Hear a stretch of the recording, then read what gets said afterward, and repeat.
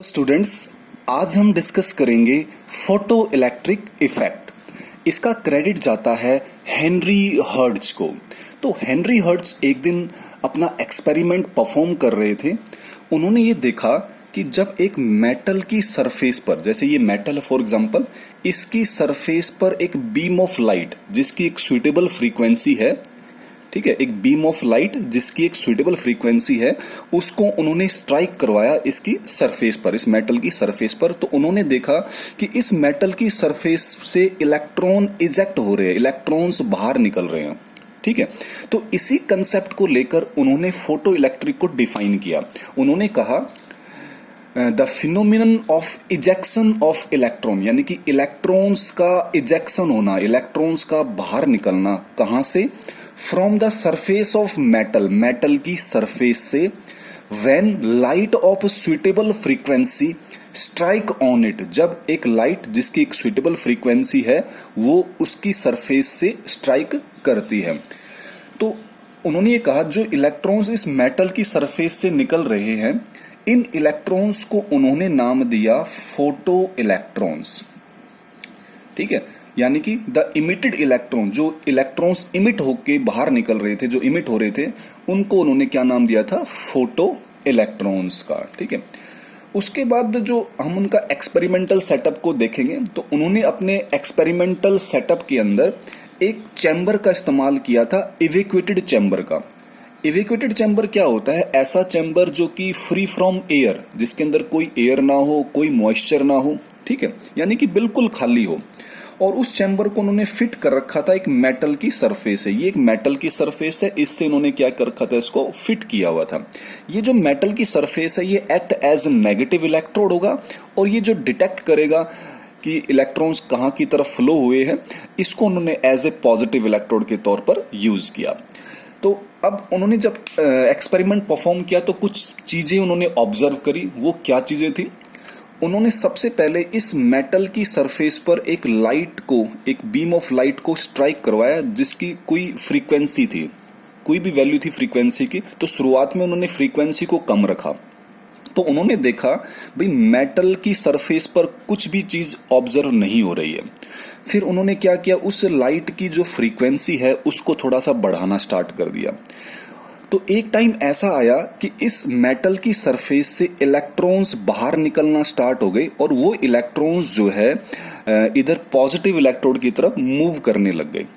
ठीक है, फिर उन्होंने और ऑब्जर्व क्या किया कि अगर फ्रीक्वेंसी जिस फ्रीक्वेंसी पर ये इलेक्ट्रॉन्स बाहर निकल रहे थे, देखो शुरुआत में तो इलेक्ट्रॉन्स बाहर निकले नहीं, जब फ्रीक्वेंसी बढ़ाई तब इलेक्ट्रॉन्स बाहर निकले। तो जिस मिनिमम फ्रीक्वेंसी पर वो इलेक्ट्रॉन्स बाहर निकल रहे थे उसको उन्होंने नाम दिया थ्रेशोल्ड फ्रीक्वेंसी। यानी कि पहली ऑब्जर्वेशन उन्होंने क्या करा कि इलेक्ट्रॉन्स को निकालने के लिए, इलेक्ट्रॉन्स को इजेक्ट होने के लिए एक मिनिमम फ्रीक्वेंसी की जरूरत पड़ती है, और उस फ्रीक्वेंसी को उन्होंने क्या नाम दिया?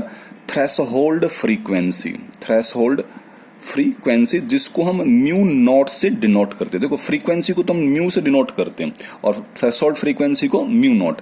अच्छा, इसके जो कॉरस्पॉन्डिंग वेवलेंथ होगा उसको हम क्या बोलेंगे? लैम्डा नॉट, क्योंकि जहां पे फ्रीक्वेंसी की बात होगी तो वहां पे वेवलेंथ की भी बात होगी। आपको पता है कि जो फ्रीक्वेंसी है वो 1/λ होता है, यानी कि फ्रीक्वेंसी और वेवलेंथ आपस में रेसिप्रोकल होते हैं। क्लियर? तो इलेक्ट्रॉन्स को इजेक्ट करने के लिए क्या चाहिए आपको? मिनिमम फ्रीक्वेंसी, कम से कम एक फ्रीक्वेंसी चाहिए जिसका नाम क्या है? थ्रेशोल्ड फ्रीक्वेंसी है। इसको थोड़ा समझने के लिए मैं आपको एक उदाहरण देता हूं। आपको मान लो एक पेपर आपको देना है जो 100 मार्क्स का है। 100 मार्क्स का कोई पेपर है आपके पास, और उसको पास करने के लिए एक नियम बना रखा कि भी आपके कम से कम 33 नंबर आने चाहिए। ठीक है, एक नियम बना दिया भी 33 नंबर आने चाहिए इस पेपर में पास होने के लिए। आप एग्जाम में बैठे, आप जब पेपर देने लग गए, जब तक आपका 33 नंबर का पेपर नहीं हो जाएगा तब तक आप उस क्लास से नेक्स्ट क्लास में नहीं जा सकते। यही बात हुई ना? तो वो जो 33 नंबर है वो एक तरह से थ्रेशोल्ड फ्रीक्वेंसी है। जब तक आपके 33 नंबर नहीं आएंगे तब तक आप एक क्लास से नेक्स्ट क्लास में, हायर क्लास में नहीं जा सकते। हाँ, 33 से जाए चाहे आपके कितने भी नंबर आए, 35 आए, 40 आए, 100 आए, तो वो कोई बात नहीं, तब तो आपको जाना ही जाना है, ठीक है। यानी कि थ्रेशोल्ड फ्रीक्वेंसी या उससे ऊपर की फ्रीक्वेंसी पर इलेक्ट्रॉन्स बाहर निकलते हैं, ये हेनरी हर्ट्ज ने ऑब्जर्व किया। क्लियर। दूसरी बात, जब उन्होंने फ्रीक्वेंसी को और बढ़ाया तो उन्होंने ये देखा जो इलेक्ट्रॉन्स बाहर निकल रहे थे अब वो तेजी से बाहर निकल रहे, यानी कि उनकी जो वेलोसिटी है वो बढ़ रही है। अच्छा, वेलोसिटी की बात जहां पे होगी तो वहां पे काइनेटिक एनर्जी की भी हम बात करेंगे, क्योंकि आपको पता है काइनेटिक एनर्जी होता है हाफ mv²। तो यानी कि वेलोसिटी जो है वो काइनेटिक एनर्जी के डायरेक्टली प्रोपोर्शनल है। तो जहां पे वेलोसिटी बढ़ेगा तो सीधी सी बात है काइनेटिक एनर्जी भी बढ़ेगा। यानी कि अगर हम फ्रीक्वेंसी को बढ़ाएंगे, अगर हम फ्रीक्वेंसी को इंक्रीज करेंगे, ये उन्होंने दूसरी चीज ऑब्जर्व करी थी कि अगर फ्रीक्वेंसी को अगर इंक्रीज करेंगे तो काइनेटिक एनर्जी भी इंक्रीज होगी, किनकी, जो इलेक्ट्रॉन्स बाहर निकल रहे थे। अब तीसरी चीज जो है उन्होंने इंटेंसिटी को लेकर, एक्चुअली में हम यहां पे वेरिएशन पढ़ने जा रहे हैं, एक तो फ्रीक्वेंसी का या फिर वेवलेंथ कह लो, क्योंकि फ्रीक्वेंसी और वेवलेंथ दोनों एक साथ चलते हैं। और दूसरी हम पढ़ने जा रहे हैं इंटेंसिटी का क्या इफेक्ट होगा, ठीक है। इंटेंसिटी को हम वेरी करेंगे तो फोटो इलेक्ट्रिक इफेक्ट में क्या हम ऑब्जर्व करेंगे, इन चीजों को हमने देखना है। अब इंटेंसिटी को जब वो चेक करना चाह रहे थे कि इंटेंसिटी को वेरी करने से क्या होगा, तो उस दौरान उन्होंने क्या किया, जिस फ्रीक्वेंसी पर इलेक्ट्रॉन्स बाहर निकल रहे थे उस फ्रीक्वेंसी को उन्होंने यूज किया और उसको फिक्स कर दिया, यानी कि फ्रीक्वेंसी फिक्स कर दिया। अब की कौन सी फ्रीक्वेंसी, जिस पर इलेक्ट्रॉन्स बाहर निकल रहे थे, ठीक है। तो अब उन्होंने क्या किया, इंटेंसिटी को चेंज करना स्टार्ट कर दिया। इंटेंसिटी का मतलब आप क्या समझते हो, ब्राइटनेस से। ब्राइटनेस यानी कि एक बारी ब्राइटनेस कम करके देखा, ब्राइटनेस को बढ़ा के देखा, तो उन्होंने देखा अगर इंटेंसिटी को अगर वो इंक्रीज कर रहे हैं तो नंबर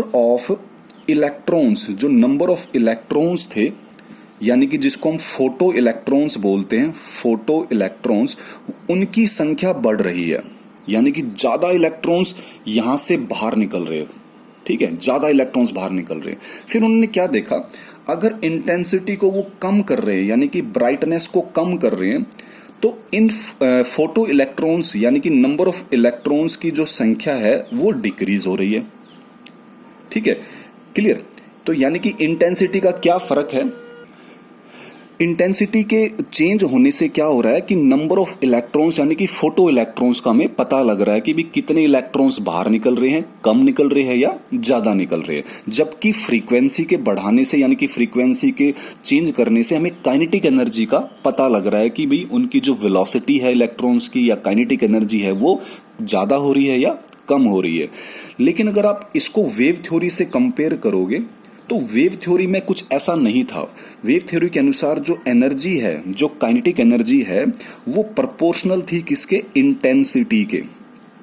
जबकि इंटेंसिटी तो किसको डिनोट कर रही है, वो तो नंबर ऑफ इलेक्ट्रॉन्स को डिनोट कर रही है, यानी कि इंटेंसिटी बढ़ाओगे तो फोटो इलेक्ट्रॉन्स बढ़ेंगे। जबकि यहां पे क्या था कि इंटेंसिटी को बढ़ाओगे तो एनर्जी बढ़ेगी, एनर्जी कंटेंट बढ़ेगा। किसने कहा था, ये वेव थ्योरी ने। तो वेव थ्योरी जो है इस फोटो इलेक्ट्रिक कंसेप्ट की जो ऑब्जर्वेशन थी उनको एक्सप्लेन नहीं कर पाया। तो एक तरह से ये लिमिटेशन भी हम कह सकते हैं वेव थ्योरी की। तो फोटो इलेक्ट्रिक इफेक्ट के अंदर आपको जो मेटल यूज कर सकते हो, जैसे आप सीजियम का इस्तेमाल कर सकते हो, रूबिडियम का इस्तेमाल कर सकते हो, पोटासियम का इस्तेमाल कर सकते हो, यानी कि यहां से इलेक्ट्रॉन्स इजीली जो है बाहर निकलते हैं, ठीक है। जब आप इनके ऊपर एक लाइट जिसकी सुटेबल फ्रीक्वेंसी है वो इंसिडेंट कर सकते हो, जब स्ट्राइक करवाओगे, ठीक है। जब सुटेबल फ्रीक्वेंसी की लाइट आप इनके ऊपर स्ट्राइक करवाओगे, यानी कि मान लो आपने सीजियम का मेटल ले लिया तो यहां से आसानी से इलेक्ट्रॉन बाहर निकलेगा, ठीक है।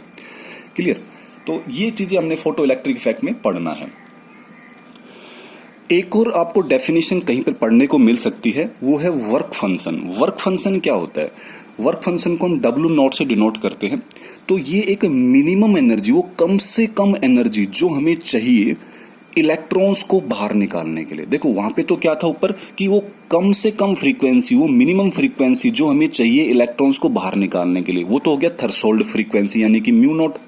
अब आपने ये पढ़ रखा ना एनर्जी, तो एनर्जी क्या होता है, एच म्यू होता है। तो यहाँ पे एनर्जी को वो क्या कह रहे हैं, वर्क फंक्शन। वर्क फंक्शन कब होगा, मैं ई को वर्क फंक्शन कहूंगा जब मेरे पास एच म्यू नॉट होगा, यानी कि ये जो WO है ये वर्क फंक्शन क्या होगा, H म्यू नॉट, ठीक है, क्योंकि work is a type of energy, clear. तो एनर्जी होता है E equal to H mu, लेकिन अगर हम थ्रेशोल्ड फ्रीक्वेंसी की बात करें तो वहां पे वर्क फंक्शन क्या होगा, H म्यू नॉट। तो work function is the minimum energy required to eject electron. अगर एनर्जी की बात करेंगे तो वर्क फंक्शन, और फ्रीक्वेंसी की बात करेंगे तो थ्रेशोल्ड फ्रीक्वेंसी। अब आप यहां देख रहे हो भाई, जिसकी मिनिमम एनर्जी यानी कि जो वर्क फंक्शन जिसका कम होगा तो वहां से इलेक्ट्रॉन जल्दी बाहर निकलेगा, क्योंकि उसको भाई कम इलेक्ट्रॉन, हमें कम एनर्जी देने से काम हो पा रहा हमारा। अगर हमें ज्यादा एनर्जी देनी पड़ी तो हमें काम वहां पे ज्यादा टाइम लग जाएगा उसको करने में, ठीक है। तो देखो सीजियम के लिए वर्क फंक्शन चाहिए 2.14, पोटासियम के लिए 2.25, तो वैल्यू बढ़ गई ना। सोडियम के लिए 2.30 और वैल्यू बढ़ गई। तो वर्क फंक्शन किसका कम है, सीजियम का, यानी कि सीजियम में से जल्दी आप इलेक्ट्रॉन को बाहर निकाल सकते हो। आपको उसके लिए कम फ्रीक्वेंसी देनी पड़ेगी और कम एनर्जी की जरूरत पड़ेगी, क्लियर। तो अगर आपसे कोई पूछ ले भाई कौन सा अच्छा मेटल रहेगा फोटो इलेक्ट्रिक इफेक्ट के लिए, तो वो रहेगा सीजियम।